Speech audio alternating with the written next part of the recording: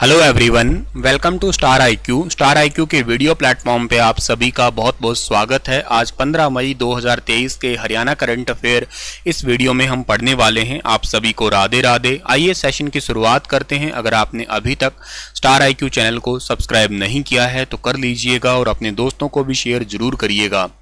कल आपसे एक सवाल किया था, उसका सही जवाब क्या होगा? The flamingo festival is celebrated in. तो फ्लैमिंगो फेस्टिवल जो है ये आंध्र प्रदेश के अंदर मनाया जाता है, यानी कि ऑप्शन नंबर इस सवाल का ए बिल्कुल ठीक था हमारा। आंध्र प्रदेश की अभी हाल ही में एक नई राजधानी बनी थी, अगर आपको याद हो तो, दैट इज विशाखापट्टनम। और विशाखापट्टनम नई राजधानी बनी है तो ठीक है, पर विशाखापट्टनम एक बहुत इंपॉर्टेंट शहर भी है पूर्वी किनारे पे। यहाँ पे एक चेन्नई है और चेन्नई के बाद दूसरा सबसे बड़ा शहर है वो विशाखापट्टनम है। पूर्वी नावल कमांड का हेडक्वार्टर भी विशाखापट्टनम में है। यहाँ के मुख्यमंत्री का नाम भी आपको पता होना चाहिए, वाई.एस. जगन मोहन रेड्डी है। भारत में सबसे अमीर मुख्यमंत्री की लिस्ट में भी ये पहले स्थान पे है। इसके अलावा विशाखापट्टनम, चलो ठीक है, तो मुख्यमंत्री तो हो गए, राज्यपाल कौन है? अब्दुल नजीर है, और राजधानी विशाखापट्टनम तो हो ही गई। एशिया के अंडों की टोकरी कहलाता है ये Andhra Pradesh. Ease of doing business की रैंकिंग देखा जाए तो भी ये काफ़ी अच्छा सुधरा हुआ राज्य है। भारत में सर्वाधिक अगर फल आपसे पूछ ले कहाँ ज़्यादा होते हैं तो इसका आंसर आंध्र प्रदेश ही रहेगा। पहले महाराष्ट्र होता था, लेकिन नए आंकड़ों के अनुसार आप आंध्र प्रदेश याद कर सकते हैं। भाषा के आधार पर गठित होने वाला भारत का पहला राज्य भी आंध्र प्रदेश ही है। कर्नाटका में भी हाल ही में जीती है कांग्रेस पार्टी, काफ़ी अच्छी सीटों से जीती है। केरल की बात करते हो तो केरल काफ़ी इंपॉर्टेंट, मैंने आपको बीते दिनों में पढ़ाए होंगे, यहाँ पे 2-3 जिले पढ़ाए होंगे, जैसे धर्मदम पढ़ाया होगा। 100% लाइब्रेरी वाला डिस्ट्रिक्ट बन चुका है धर्मदम। कोलाम पढ़ाया होगा मैंने आप लोगों को, कोलाम पढ़ाया होगा 100% संविधान साक्षर, ठीक है ना। एक वायनाड भी पढ़ाया होगा। वायनाड किसके लिए पढ़ाया था मैंने? ये बेसिकली इसलिए पढ़ाया था कि यहाँ पे ट्राइबल एरिया के बेसिक डॉक्यूमेंट पूरे कर दिए गए हैं सारे। पिनराई विजयन यहाँ के मुख्यमंत्री हैं केरल के, और विधायक की क्षेत्र इनका धर्मदम ही है। आगे बढ़े अगर तो आज का पहला करंट अफेयर क्या रहेगा कि हाल ही में हरियाणा के अंदर आने वाले 1 साल के अंदर, ठीक है ना, कितनी ई लाइब्रेरी खोली जाएगी। तो हरियाणा के अंदर जो है ना टोटल लाइब्रेरी, ई लाइब्रेरी खोली जाएगी, टोटल कितनी? 1000 खोली जाएगी, यानी कि ऑप्शन नंबर डी है इस सवाल का, बिल्कुल ठीक है। अच्छा, ई लाइब्रेरी 1000 खोली जाएगी, ये तो चलो मुख्यमंत्री जी ने घोषणा की है। कहाँ पे? अपना जन संवाद कार्यक्रम जो चल रहा है ना, उसी के दौरान। आपको मैं एक बात बता देना चाहता हूं जो कि बहुत ज़्यादा इंपॉर्टेंट हो सकती है कि अभी रिसेंटली जन संवाद कार्यक्रम हुआ था। अच्छा, जन संवाद कार्यक्रम जो हुआ था ना, इसके तहत जन संवाद पोर्टल भी स्टार्ट किया मुख्यमंत्री जी ने। अब ये जन संवाद कार्यक्रम में रिसेंटली मुख्यमंत्री जी भिवानी जाके आए हैं, आपको याद हो तो। अच्छा, वो भिवानी दौरा बड़ा इंपॉर्टेंट था, मैंने आपको कवर करवाया होगा, और वहाँ पे मुख्यमंत्री जी चिंकारा प्रजनन केंद्र वगैरह में भी गए थे, और वही सेम सवाल अभी टीजीटी एग्ज़ाम में भी आ गया। तो हर चीज़ों के पीछे कोई ना कोई मायना रहता है, तो उनको ढंग से आप लोग पढ़ा करें, याद किया करें। इसके अलावा आप लोग ये याद रख लेना कि भिवानी के अंदर ही एक गाँव है चांग गांव को महाग्राम योजना में शामिल किया गया है। ये लगभग 10,000 से ज़्यादा की आबादी वाले जो गांव होते हैं ना, उनको इस योजना में शामिल किया गया है। और ये जो बेसिकली है 1000 ई लाइब्रेरी खोली जाएगी। ये 5 से 6,000 के बीच की जो आबादी है उनके अंदर खोली जाएगी आने वाले 1 साल के अंदर। जन संवाद कार्यक्रम था, तो जन संवाद पोर्टल क्या था सर? जन संवाद पोर्टल का मतलब हरियाणा के अंदर ये था कि जैसे मुख्यमंत्री जी अब अलग अलग जिलों के दौरे करने वाले हैं, क्योंकि आपको पता ही है ना कि इलेक्शन अब आने वाले हैं, तो खैर अलग अलग दौरे करेंगे तो लोगों की शिकायतों को यहाँ पे कंट्रोल किया जा सकेगा। कहते हैं यहाँ पे इकट्ठी रख ले ताकि मुझे बाद में याद रही जा सके कि क्या लोगों की प्रॉब्लम थी, और कहते हैं मैं तुम्हारी प्रॉब्लम को अच्छे से समझ के इनको सॉल्व भी करूँगा। ऐसा मुख्यमंत्री जी कह रहे हैं, मैं नहीं कह रहा हूँ, ठीक है। तो हाल ही में हरियाणा में कौन सा नया पुलिस जिला बनाने की घोषणा हुई है? बहुत इंपॉर्टेंट सवाल है, एग्जाम पर्सपेक्टिव तो पक्का देखो आ सकता है ये। तो इस सवाल का ठीक आंसर रहेगा डबवाली, ऑप्शन नंबर बी इस सवाल का ठीक है। देखो हरियाणा में सबसे पहला पुलिस जिला कौन सा बना था, तो इसका ठीक आंसर था आपके आगे हांसी बना था सबसे पहला। दूसरा कौन सा बना था आपसे पूछे तो दूसरा बना था मानेसर, और तीसरा आपसे पूछा जाए तो अब बन गया है जिसका नाम है डबवाली। अच्छा, डबवाली बन गया, ठीक है। हांसी कौन से जिले में पड़ता है मेन? तो हांसी पड़ता है हिसार के अंदर। मानेसर कहाँ पड़ता है सर? मानेसर पड़ता है जी गुरुग्राम के अंदर। और डबवाली कहाँ है सर? डबवाली पड़ता है सर सिरसा के अंदर पड़ता है, याद रखना। हांसी जिला नहीं है, पुलिस जिला है। ये बात कई बार पेपरों में आ गई है। मानेसर, मानेसर को अभी रिसेंटली याद हो आपको, 23 दिसंबर 2020 की बात है, तो हरियाणा का 11वां नगर निगम इसको घोषित किया गया था। 11वां नगर निगम घोषित किया गया। हरियाणा का एकमात्र जिला जिसमें 2 नगर निगम है, एक तो खुद गुरुग्राम हो गया और एक मानेसर हो गया। ये जो मानेसर है ये 29 गांवों को शामिल किया हुआ है। लगभग 124 पॉइंट समथिंग वर्ग किलोमीटर का एरिया मानेसर के पास में है। इसके अलावा मानेसर और गुरुग्राम में मारुति सुजुकी के प्लांट भी हैं। ये दोनों मिल के सालाना लगभग 15.5 लाख कारों के आसपास जो है ना सालाना ये प्रोड्यूस करते हैं, कार बनाते हैं। तीसरा अब रिसेंटली सोनीपत के खरखोदा में उद्घाटित हुआ है, पिछले ही साल अगस्त 2022 की बात है, 900 एकड़ में। और डबवाली अब सिरसा का, ये हरियाणा का तीसरा नया पुलिस जिला हो चुका है। प्यारा सवाल है, भूल मत जाना, एग्जाम में देखना पूछा जाएगा ये। अच्छा, ये तो बात ठीक है, डबवाली पुलिस जिला बन गया, वो तो समझ में आ गया सर। अब मुझे आप ना ये समझाओ कि ये पुलिस जिला एक्चुअली होता क्या है और इसकी सिफारिश किसने की थी। सिफारिश वाली बात पहले बता देता हूँ। डबवाली के कांग्रेस के विधायक हैं, नाम है इनका अमित सिहाग। इन्होंने कहा है कि मैं 2020 के अंदर मुख्यमंत्री जी से मिला था और मांग की थी कि यहाँ पे एक अलग से पुलिस जिला होना चाहिए। अब ठीक है सर, इनकी बात हमने मान ली। अब हमारे पास में बात आती है कि पुलिस जिला होता क्या है। देखो, किसी भी राज्य के अंदर अगर कानून व्यवस्था यानी कि लॉ एंड ऑर्डर को बनाना होता है ना, तो पुलिस ही काम आती है।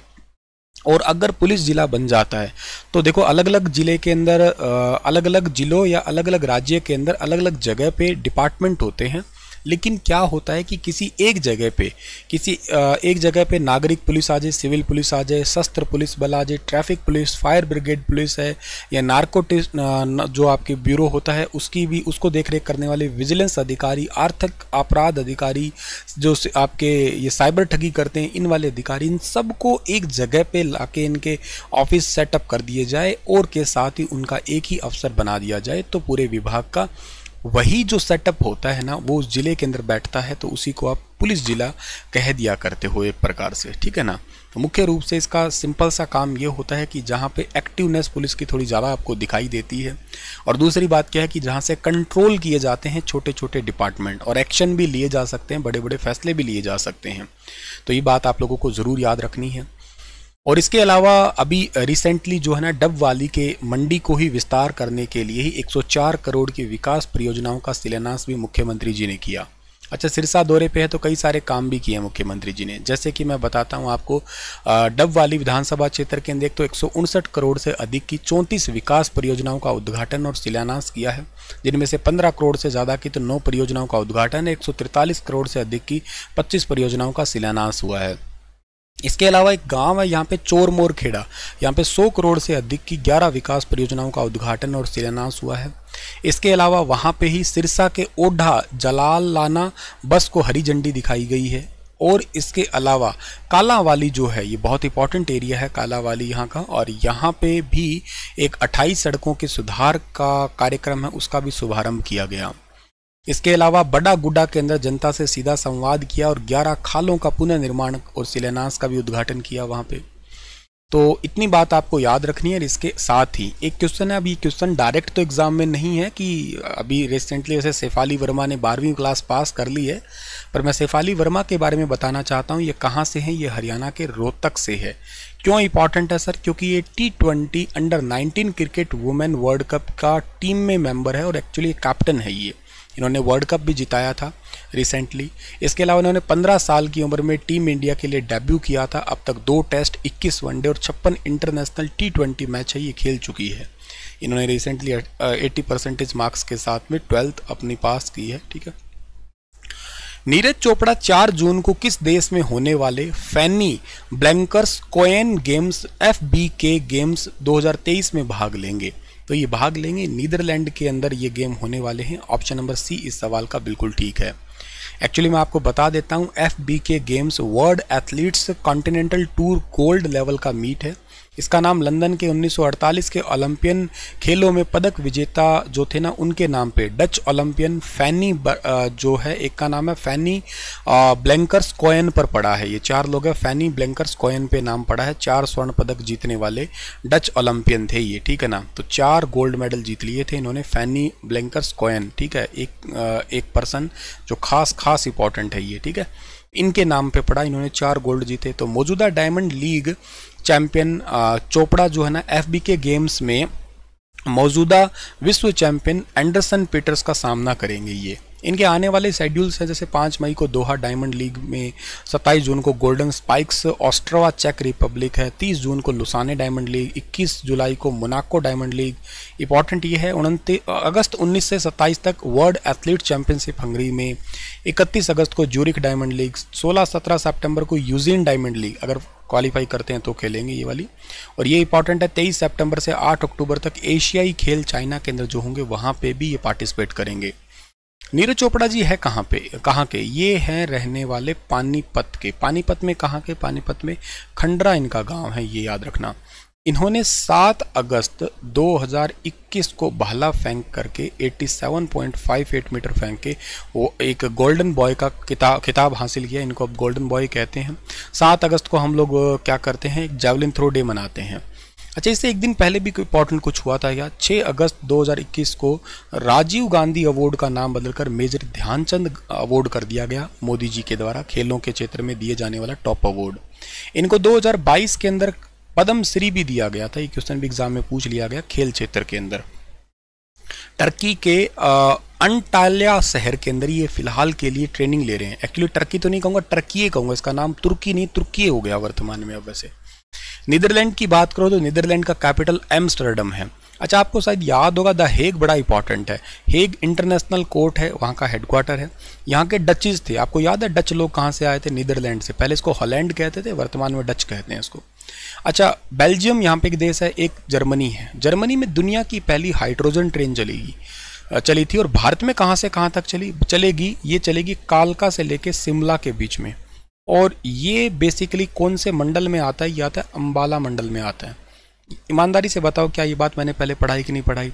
अगर पढ़ाई है तो ये क्वेश्चन सेम TGT के एग्जाम में कल वाले पेपर में आया था, इसलिए कहता हूँ ध्यान से चीज़ों को पढ़ा करो। उन्होंने पूछा था, नॉर्दर्न इंडिया का हेडक्वार्टर पूछ रखा था, और ये बात भी मैंने सेम बताई हुई है। ऐसे दिल्ली है, लेकिन ऑप्शन में हरियाणा अकॉर्डिंग पूछा था, तो अम्बाला है। अम्बाला में कालका शिमला आता है आपका। अजमेर से दिल्ली जाने वाली वंदे भारत एक्सप्रेस ट्रेन हरियाणा के किस स्टेशन से रुक के गुजरेगी? तो ये हरियाणा के गुरुग्राम स्टेशन से रुक के गुजरेगी। आपको मैं बता देता हूं कि भारत के अंदर ये 14th नंबर की वंदे भारत ट्रेन होने वाली है, हो गई है। और पहली वंदे भारत ट्रेन कब चली थी? ये चली थी 15 फरवरी, आशिकों के नवरात्रों से ठीक अगला दिन 15 फरवरी 2019 को चली थी। ये दिल्ली से वाराणसी के बीच में, जिसको घंटियों का शहर या मंदिरों का शहर कहते हैं। मोदी जी का संसदीय क्षेत्र भी वही है। 12 अप्रैल को मोदी जी ने ये दिल्ली से वाया गुरुग्राम अजमेर का जो ट्रेन है ना, इसका उद्घाटन किया है। और भारत की टोटल 14 नंबर की वंदे भारत ट्रेन हो चुकी है। ये ट्रेन 18 भी इसका नाम है। वैसे भारतीय गेहूं एवं जौ अनुसंधान संस्थान के डायरेक्टर कौन है? तो इनका नाम है doctor Gyanendra Singh. Option number A इस सवाल का बिल्कुल ठीक है। ये Indian institute of wheat and barley research centre है। ये 2014-15 में सेटअप हुआ था। 15 में सर्टिफाइड इंस्टीट्यूट बन गया था एक्चुअली, और करनाल के अंदर ये पड़ता है। वैसे ही 1905 में पूसा बिहार में इंपीरियल वनस्पति शास्त्र के रूप में सर हॉवर्ड के द्वारा इसको स्टार्ट किया गया था। फिर 1929 में भारतीय कृषि अनुसंधान परिषद की स्थापना के साथ उसके साथ में ये काम करने लग गया। उसके बाद में 1965 में अखिल भारतीय समन्वित गेहूं सुधार परियोजना की स्थापना हो गई, और 1965 में हुई। 78 में इसका जो गेहूं अनुसंधान निदेशालय इसका नाम कर दिया। और उसके बाद में जो है ना, इसको करनाल में ट्रांसफ़र किया गया, और फिर बाद में 2014 में एक अलग से इंस्टीट्यूट ही इसको बना दिया। इसके रीजनल सेंटर है, जैसे कि एक शिमला में है, एक हिसार के अंदर भी इसका एक रीजनल सेंटर एक्चुअली। इसी के साथ ये सेशन समाप्त होता है। आपके लिए क्वेश्चन है कि एशियन कुश्ती चैंपियनशिप में अमन सहरावत ने कौन सा पदक जीता है? कल के पेपर में सेम क्वेश्चन आया था। मैंने ये क्वेश्चन आपको परसों पढ़ाया था, याद है ना? कल ही पढ़ाया था, परसों भी नहीं। इसका डिटेल पढ़ाया था ना, उसमें से क्वेश्चन आया था। बड़ी खुशी हुई मुझे जान के कि सुबह 5 बजे वाली वीडियो में शाम को, एक दिन पहले भी हुआ था ऐसा, HTET के पेपर में सेम क्वेश्चन आया था ऐसे।